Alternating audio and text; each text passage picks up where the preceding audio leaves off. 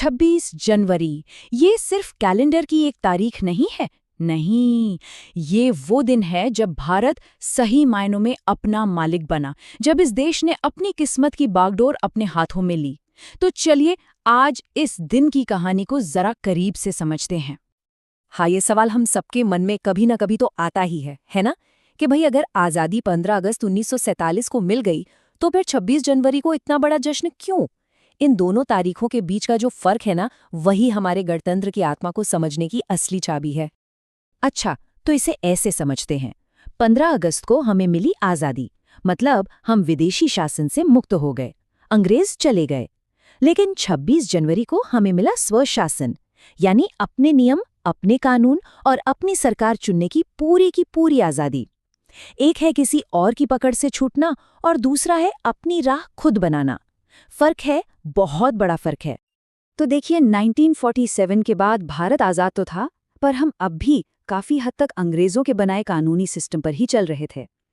देश को अपनी एक आवाज की जरूरत थी, अपनी एक रूल बुक की, एक ऐसी किताब जो बताए कि भारत क्या है और भविष्य में क्या बनेगा।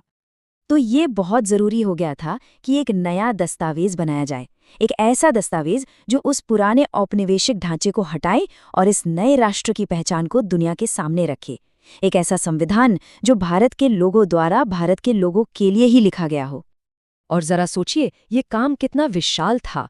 कोई छोटा मोटा काम नहीं था ये। डॉक्टर भीमराव अंबेडकर के नेतृत्व में हमारी संविधान सभा ने लगभग 3 साल, पूरे 2 साल 11 महीने और 18 दिन तक दिन रात एक कर दिया, तब जाकर ये तैयार हुआ। और ये सिर्फ कानून लिखने की बात नहीं थी। असल में ये इतिहास का सबसे बड़ा लोकतांत्रिक प्रयोग था। हर एक चीज पर, हर अधिकार पर, हर कर्तव्य पर भारत का असल विचार क्या होगा, इस पर जबरदस्त बहस हुई। लेकिन सवाल अब भी अपनी जगह पर है। संविधान बनकर तो नवंबर 1949 में ही तैयार हो गया था, तो फिर इसे लागू करने के लिए 2 महीने इंतजार क्यों किया गया? 26 जनवरी की ही तारीख क्यों चुनी गई? इसका जवाब हमें इतिहास के पन्नों में मिलता है। इसकी कहानी हमें 20 साल पीछे 1930 में ले जाती है। लाहौर में कांग्रेस का एक अधिवेशन हुआ था और वहां पंडित जवाहरलाल नेहरू ने पहली बार पूर्ण स्वराज यानी पूरी तरह से आज़ादी का नारा दिया था। उसी ऐतिहासिक दिन को, उसी संकल्प को सम्मान देने के लिए 20 साल बाद 26 जनवरी 1950 का दिन हमारे संविधान को लागू करने के लिए चुना गया। तो देखा, ये है वो कनेक्शन।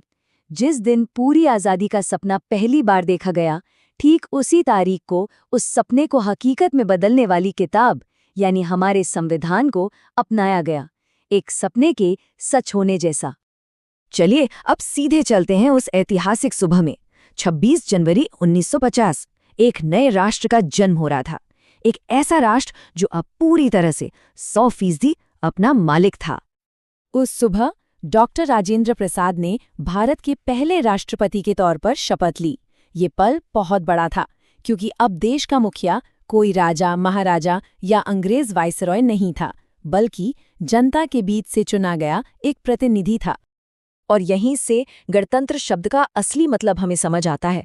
गणतंत्र यानी गण का तंत्र, लोगों का शासन, एक ऐसा सिस्टम जहां सारी की सारी पावर किसी राजा या रानी के पास नहीं, बल्कि देश के नागरिकों के हाथों में होती है।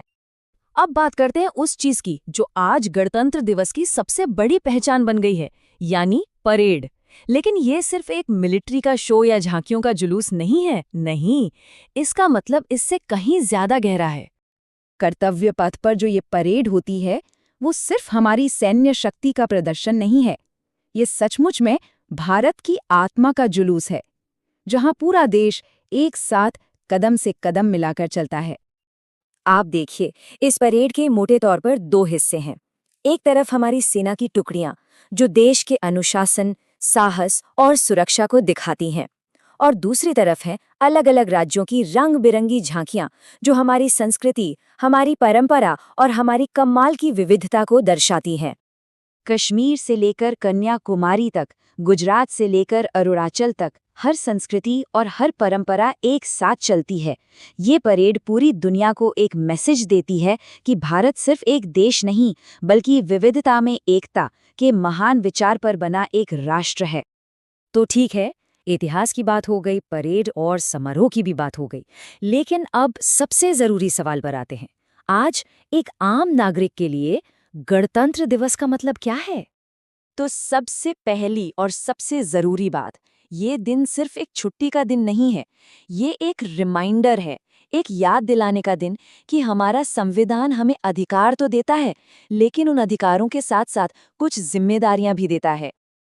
असली गणतंत्र परेड में नहीं, बल्कि हमारी रोजमर्रा की जिंदगी में दिखता है।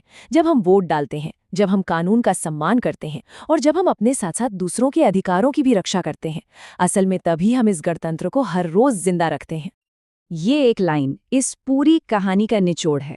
आज़ादी संघर्ष और बलिदान से जीती गई, लेकिन गणतंत्र का निर्माण बहुत सोच विचार, बहस और दूर की नज़र के साथ किया गया। एक लड़ाई से मिला तो दूसरा समझदारी से बनाया गया। तो अगली बार जब 26 जनवरी को तिरंगा लहराता हुआ देखें, तो ये जरूर याद रखिएगा कि वो सिर्फ एक झंडा नहीं है, वो इस बात का प्रतीक है कि इस देश की असली ताकत इसकी सरकार या सेना नहीं, बल्कि इसके लोग हैं, हम भारत के लोग, और यही हमारी सबसे बड़ी ताकत है।